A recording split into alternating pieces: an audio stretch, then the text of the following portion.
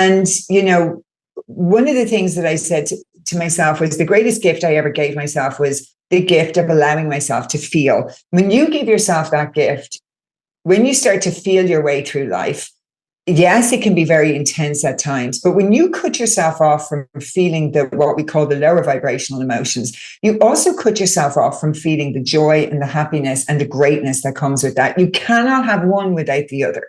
And so when you're numbing yourself out in medication and you're feeling so much shame and guilt about feeling sad, instead of cutting off 50% of yourself, investigate, become curious. Why am I sad? What's going on in my life? Because I believe all the signs and symptoms that I have had my entire life that we call mental health signs and symptoms were a cry for help from my soul, saying, you're not on the right path. You're not listening to yourself. You're not around the right people. There's something wrong. There's abuse happening here that you're not, you're being gaslit into not being with. Like, I was in the fashion industry for 20 years. There were some horrific things that happened during that time.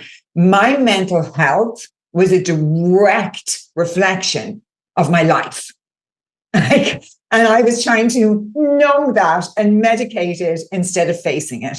What? And then we wonder why it gets worse. Like now when I have anxiety that comes up, or I feel a day where I'm feeling sad or I feel depressed, I take time with myself to allow myself to feel. There's nothing wrong with feeling those emotions. Yeah. You might just be having a sad day, and I sit and I let it move through my body and I journal it and I become curious about where it is in my body and what is it trying to tell me. Your emotions are energy, they're energy in motion.